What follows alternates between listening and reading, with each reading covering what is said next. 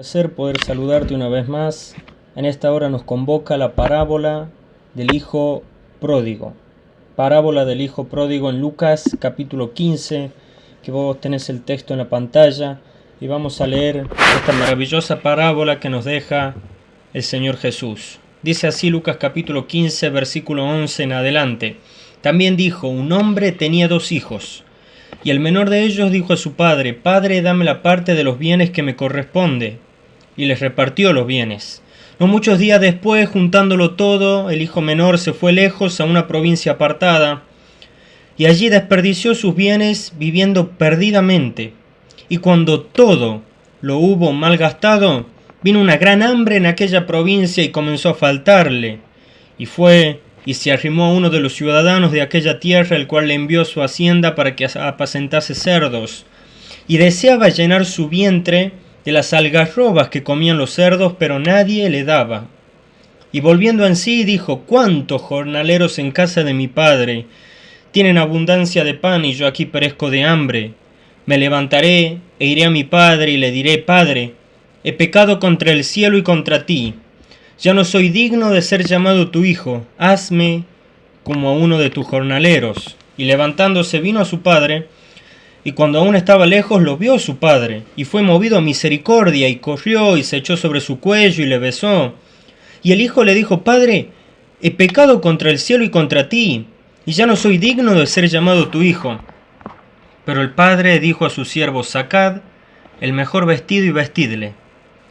Poned un anillo en su mano, calzados en sus pies, y traed el becerro gordo y matadlo, y comamos, y hagamos fiesta.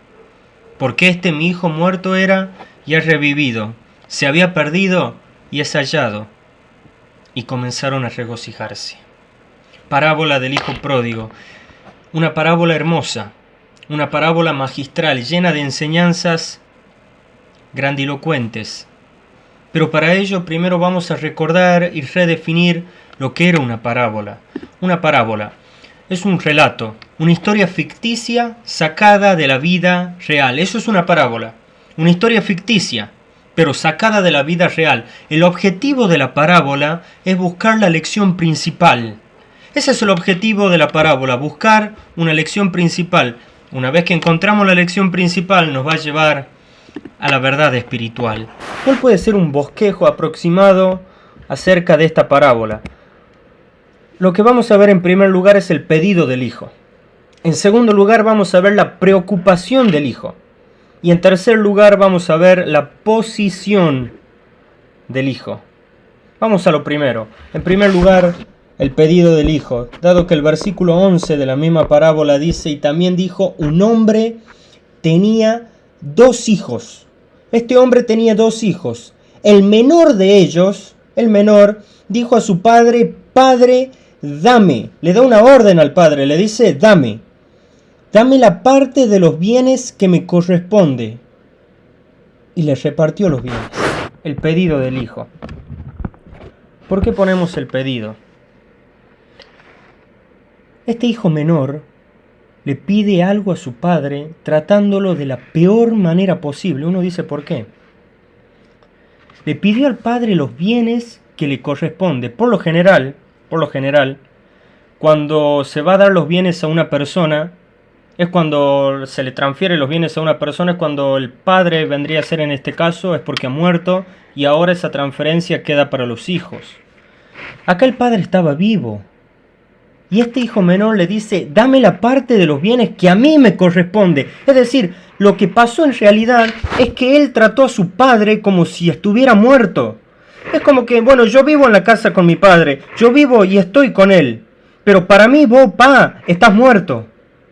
Yo no quiero que vos tengas nada que ver conmigo. Dame lo que me corresponde, yo me voy de acá. Pero el padre le repartió los bienes.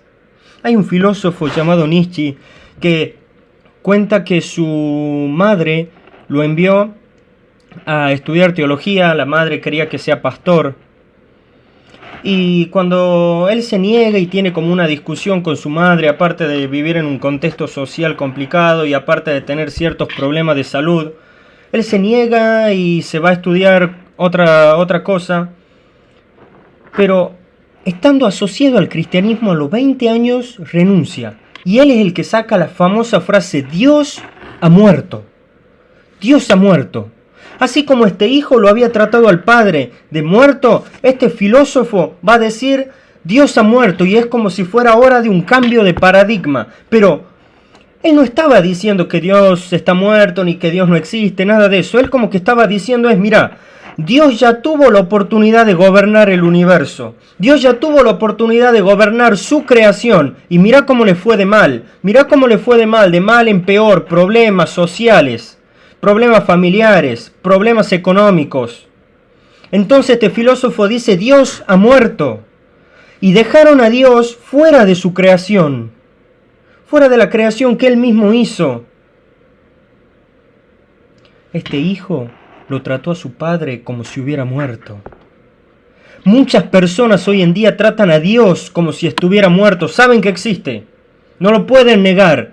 Porque la Biblia dice en Romanos capítulo 1, versículo del 21 al 23, dice, pues habiendo conocido a Dios, no le glorificaron como a Dios, ni le dieron gracias, sino que se envanecieron en sus razonamientos, y su necio corazón fue entenebrecido. Profesando ser sabios, se hicieron necios, y cambiaron la gloria del Dios incorruptible en semejanza de imagen de hombre corruptible, de aves, de cuadrúpedos y de reptiles. La gente conoce a Dios, sabe que Dios existe, porque Romanos capítulo 1 nos dice que lo que de Él se conoce les es manifiesto, pues Él mismo se lo manifestó. Todo lo que se conoce de Él, su eterno poder y deidad, se hacen claramente visibles por medio de las cosas hechas. No hay excusa, conocen a Dios, pero ellos dicen, no quiero vivir bajo la premisa de Dios.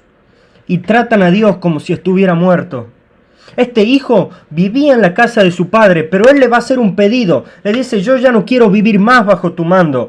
Para mí vos estás muerto. Dame lo que me corresponde. Por más que estés vivo, dame lo que me corresponde y yo me voy.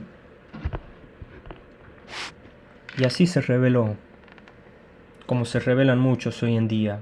Stephen Hawking, él dijo de la siguiente manera, para mí, dijo él, la solución más simple es que no hay Dios. Nadie creó el universo y nadie dirige nuestro destino. Él dijo, para mí la solución más simple es que no hay Dios. Eso es lo mismo que dicen muchas personas. ¿Para qué vamos a complicarnos la vida? Dicen las personas. Comamos, bebamos, mañana vamos a morir. No hay Dios, dicen ellos. Y tratan a Dios como si estuviera muerto. Tratan a Dios como si estuvieran muertos.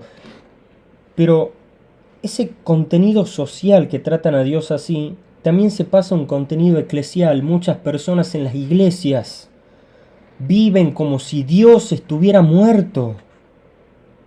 La Biblia dice en Lucas capítulo 6, versículo 46, dice que Jesús mismo le dijo, ¿por qué me llaman Señor y no hacen lo que yo les digo?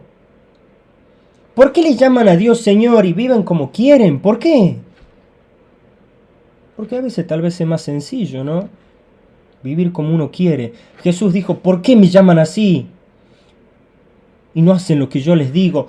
Personas desobedientes. Muchas personas creyentes incluso profesando, lo único que profesan es ser incrédulos. Tienen que ir a predicar porque Jesús dijo la gran comisión, vayan, prediquen, hagan discípulos y no hacen. Hay que congregarse y no se congregan, las iglesias están vacías. ¿Cuál es el pedido? El pedido es dame a mí lo que me corresponde, yo lo mío, vos lo tuyo, y cada uno vive su vida. Ese fue el pedido del Hijo. De la misma manera pedimos y piden las personas el día de hoy. Pero el texto sigue. Y ahora vamos a ver la preocupación del Hijo. ¿Por qué la preocupación del Hijo? Mira lo que dice el versículo 13. Dice que no muchos días después, juntándolo todo, el hijo menor se fue lejos a una provincia apartada. Y allí desperdició sus bienes viviendo perdidamente. Esa palabra perdidamente se puede traducir como libertinaje. El pedido del hijo, dame lo que a mí me corresponde, yo lo mío, vos lo tuyo. Y se va, se fue lejos a una provincia apartada. Y desperdició sus bienes viviendo perdidamente, viviendo en libertinaje. ¿Sabes qué me dice la Biblia de esto? Judas capítulo 1, versículo del 4 al 5 me dice, porque algunos hombres han entrado encubiertamente, los que desde antes habían sido destinados para esta condenación, hombres impíos, que convierten en libertinaje la gracia de nuestro Dios y niegan a Dios, el único soberano, y a nuestro Señor Jesucristo. Hay muchos hombres que hoy en la iglesia entran, se introducen, falsos maestros, falsos cristianos que profesan ser cristianos y no lo son, y dicen, no, pero eso era antes. Dice, convierten en libertinaje, dice la Biblia, la gracia de nuestro Dios. Y ellos dicen, pero Dios es un Dios de amor, vamos a vivir como queramos. No se puede imponer esto. Y si vos impones eso, sos un legalista. Dice, convierten en libertinaje la gracia de Dios. Este hijo menor se fue a la provincia apartada y allí vivió en libertinaje, desperdició todo, vivió perdiendo todo. Perdió todo. Y el verso 14 dice, cuando todo lo hubo malgastado, perdió todo. Vino una gran hambre en aquella provincia, la provincia apartada. Y dice el texto, y comenzó a faltarle. Uno se puede acordar tal vez de José. José estuvo en una provincia apartada, lejos de sus padres, no por sí, sino porque lo habían vendido. Pero José en la provincia apartada que estaba en Egipto, él en ningún momento actuó con libertinaje, con rebeldía, sino todo lo contrario. Yo puedo encontrar en José por lo menos 3 acciones, puedo encontrar viéndolo con sumisión. Cabeza agachada debajo de Dios. Puedo encontrar a José con sabiduría. Cuando Faraón tuvo aquel sueño, ¿quién estaba? Un hombre de Dios. Ahí estaba José. Pero puedo encontrar a José no tan solo con sumisión, sabiduría, sino con seguridad. Porque después vienen los hermanos a José y se vuelven a encontrar con él, ¿te acordás? Vos te acordás muy bien la historia. Y José le dice, ustedes pensaron mal contra mí. Pensaron que me traían acá para mal, mas Dios lo encaminó todo para bien. Estando en la provincia apartada fue un ejemplo perfecto. Este hijo no. Desperdició sus bienes viviendo perdidamente y lo malgastó todo. Vino una gran hambre y comenzó a faltarle. Y el texto 15 dice que fue y se arrimó a uno de los ciudadanos. Es como que si podemos ver el corazón de esta parábola, de la misma manera el corazón del hombre. El corazón del hombre cayó en lo más bajo. El corazón del hombre cayó en un pecado totalmente fuera de lugar. Pero ellos, en vez de ir a Dios, aquel hijo, ¿qué tenía que hacer? Volver en arrepentimiento al Padre, nada más. No, él fue a uno de los ciudadanos. Muchas personas saben que tienen que volver en arrepentimiento a Dios. Muchos cristianos saben que tienen que volver a Él en su misión. Pero ellos deciden ir a un ciudadano. Y ese dolor que tienen por el pecado, quieren suavizarlo yendo a un psicólogo. Quieren suavizarlo yendo a cualquier otra cosa, cuando la Biblia dice que hay que confesar el pecado. El pecado se debe confesar. Pero muchas personas, lejos de todo ello, en vez de ir a Dios en arrepentimiento, deciden ir tal vez a una estatua, tal vez a un ídolo, acuden tal vez a algún deporte, para tratar de suavizar de lo más bajo que han caído. Dice que este hijo se arrimó a uno de los ciudadanos de aquella tierra, el cual le envió a su hacienda para que apacentase cerdos. Y deseaba, dice, llenar su vientre de las algarrobas que comían los cerdos, pero nadie le daba ya a este hijo. Y ahí vino la preocupación. Ya nadie le daba, cayó en lo más bajo. Había un escrito rabínico que decía, maldito el criador de cerdos. Maldito el criador de cerdos. Este hijo cayó en lo más bajo que un hombre puede llegar a caer. Él lo cayó. Pero tal vez vos también estás en lo más bajo. Esto me hace acordar un poco a Jonás. Dado que Jonás, cuando nosotros vemos que él desobedeció a Dios, empezó su descenso.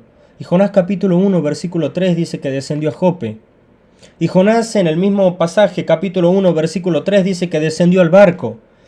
Y Jonás capítulo 1, versículo 5 dice que descendió Jonás a la bodega. Pero Jonás capítulo 1, versículo 15 dice que descendió Jonás al fondo del mar. Pero en el capítulo 2 me va a decir la Biblia que Jonás mismo es como que él mismo expresa: hiciste descender mi alma al fondo de los abismos. Es decir, cayó en lo más bajo que una persona puede caer. Tal vez vos caíste en lo más bajo. Un pecado no confesado, un pecado no conocido. Un pecado que solamente vos sabés lo que hiciste. Tal vez los jóvenes que caen en drogadicciones, pornografías. Cayó en lo más bajo.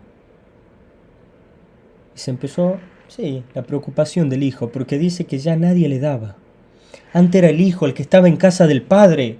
Antes era el que estaba en un lugar de privilegio. Ahora ya nadie le daba. Pero estando en esa situación, cayendo en lo más bajo, el texto, el versículo 17 dice que volvió en sí, porque cuando estás en el mundo, no estás en sí, estás fuera de sí. Cuando andás fuera de la voluntad de Dios, no sos vos, es otra persona. Volviendo en sí. Esto es lo que muchos jóvenes tal vez están viviendo. La Biblia dice: ¿con qué limpiará el joven su camino? Con guardar su palabra. Ahí la idea es: ¿con qué volverá el joven a ser normal? Guardando la palabra. Hay jóvenes que no son normales. Piensan que lo normal es ir a un boliche. Piensan que lo normal es ir a una discoteca. Pero dice: ¿con qué volverá el joven a ser normal? Con la palabra. Este hijo, volviendo en sí, dijo: ¿cuántos jornaleros en casa de mi padre tienen abundancia de pan? Ahí la palabra abundancia se traduce: tienen de sobra. En la casa de mi padre hay de sobra. ¿Cuántos jornaleros? Dice: yo aquí perezco de hambre. Y él dijo: me levantaré e iré a mi padre y le diré.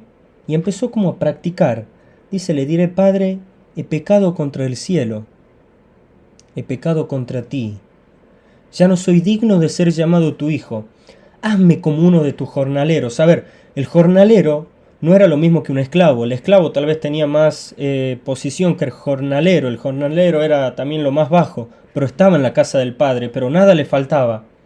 Dice: hazme como uno de tus jornaleros, aunque sea lo más bajo. Y él se levantó y vino a su padre. Y dice el texto que cuando aún estaba lejos lo vio su padre. ¿Pero por qué lo vio? Porque su padre lo estaba esperando. Y fue movido a misericordia. Y el padre hizo algo que en la cultura judía no se podía hacer, porque ellos usaban túnicas. El padre dice que corrió. No le importó pasar un papelón, no le importó pasar lo que fuere. El hijo volvía. El padre corrió, se echó sobre su cuello y le besó. Porque la ley decía que cuando un hijo se rebelaba contra el padre debía ser apedreado. Pero el padre se echa sobre su cuello, es decir, como que se echa encima de él, como diciendo: no lo apedreen a él, de última, apedremen a mí. Que todo el castigo es como si el padre estuviera diciendo: fuera sobre mí, no sobre mi hijo. El que tenga lo mejor. Y no tan solo se echó sobre su cuello, sino que le besó. Y el hijo entonces todo lo que había practicado le va a decir: Padre, he pecado contra el cielo, contra ti, y ya no soy digno de ser llamado su hijo. Y el padre no lo dejó terminar. El padre le va a mostrar, no tan solo en primer lugar el pedido del hijo, la preocupación del hijo, en tercer lugar le va a mostrar la posición del hijo. Porque el padre le dijo a sus siervos: saquen el mejor vestido y vístanle. El vestido representa el honor. Dice: este es mi hijo, denle todo el honor que él se merece. Pero no tan solo ahí, dice: pongan un anillo en su mano. El anillo representa la autoridad. Este hijo había perdido toda autoridad. Pero pongan calzados en sus pies. Esto representa la identificación. ¿Por qué? Él es mi hijo. Un esclavo por lo general andaba descalzo. El hijo no. Él dice: no, el hijo no. Mi hijo tiene una posición. Siempre es hijo. Traigan el becerro gordo, dice, y mátenlo, y comamos y hagamos fiesta. porque este mi hijo muerto era, ha revivido, se había perdido y es hallado. Y comenzaron a regocijarse. Mi hermano y mi querido amigo, tal vez perdiste el honor. Tal vez ya no sos esa persona que tal vez en la iglesia antes respetaban, que tal vez en la iglesia antes influenciaba a los demás a seguir el camino del Señor. Tal vez perdiste el honor, o tal vez perdiste la autoridad. Sansón, el hombre fuerte, por desobedecer a Dios, termina el texto diciendo que le sirvió de juguete a los filisteos. Pero era el hombre fuerte, era el hombre que cuando uno lo veía tal vez temblaba, era ese hombre que cuando uno lo veía te daba ganas de seguir buscando al Señor, pero perdió la autoridad. Pero tal vez perdiste la identificación y ahora andás descalzo, andas lejos del Padre, andas lejos de Él. Dice que este hijo volvió en sí, se arrepintió. Y el texto termina diciendo, comenzaron a regocijarse. Había una vez un hombre que él fue a un hospital a hacerse curar, estaba un poco lastimado. Y entonces mientras él se estaba haciendo curar, el enfermero nota algo raro en él porque andaba muy apurado. Le dice, bueno, vamos, necesito urgente salir de acá, tengo que ir hacia el centro de ancianos. Y entonces el enfermero nota algo raro en él y le dice, pero disculpe, yo sé que tiene que ir al centro de ancianos, pero ¿por qué está tan apurado? Dice, este hombre le dijo, porque en el centro de ancianos está mi esposa. Y bueno, pero ¿qué? ¿Pasó algo? Dice, no. Ella dice hace 5 años que padece de Alzheimer. Es decir, ya no conoce nada, ya no me conoce. Y el enfermero le pregunta a este hombre, ¿y entonces por qué está tan apurado? Dice, sí, su esposa ya no lo conoce. ¿Usted qué está por ir a hacer? No, dice, yo hace 5 años todas las mañanas me junto con ella, me pongo a charlar. Dice, trato de tomar algo, de compartir. Y el enfermero lo mira y le dice, ¿pero qué no es que no lo conoce? Y dice, sí. Ella, dice, no me conoce a mí. Pero yo sí la conozco muy bien a ella. Y ella era mi esposa. Y ella es mi esposa. Tal vez los vecinos de la comunidad, tal vez los vecinos que estaban en ese lugar, no lo conocían ya este hijo. Porque tal vez este hijo volvía con harapos, tal vez volvía con barba larga, tal vez volvía de la peor manera posible. Pero dice que el padre lo miró y lo reconoció. Y le hizo ver la posición que tenía, la posición del hijo. Por más que vos hayas caído en lo más bajo, Dios te sigue conociendo. Por más que vos los ignores, Dios te conoce. Y la Biblia dice que todos aquellos que son hijos de Dios son herederos de Dios, coherederos de Cristo, la posición tuya. El pedido del hijo fue tremendo. La preocupación del hijo le empezó a faltar todo lejos de la casa del padre. Pero cuando volvió, el padre le mostró su posición y le dijo, saquen el mejor vestido, pongan un anillo en su mano, pongan calzado en sus pies, traigan el becerro gordo, nos regocijemos, mi hijo volvió. Pero tal vez vos, tal vez nunca tuviste un encuentro personal con Jesucristo. Qué bueno sería que puedas volver a Él. Dado que la Biblia dice, si oyeres hoy su voz, no endurezcas tu corazón. Vuelve a Él en arrepentimiento. Él te está esperando. Así como el Padre lo estaba esperando a su Hijo, de la misma manera Dios te está esperando, porque la Biblia dice que Él quiere que todos sean salvos y vengan al conocimiento de la verdad. Él te está esperando a vos. ¿Por qué no venís a Él? ¿Por qué no aceptás a Cristo y le decís, Señor, yo creo que has muerto en la cruz del Calvario. Jesucristo murió en la cruz por vos. Jesucristo murió por mí. Pero no se quedó ahí. Él resucitó. Hoy está vivo. Jesús hoy está vivo. Y está esperando que vos vengas a Él. Decile, Señor, me arrepiento de mis pecados.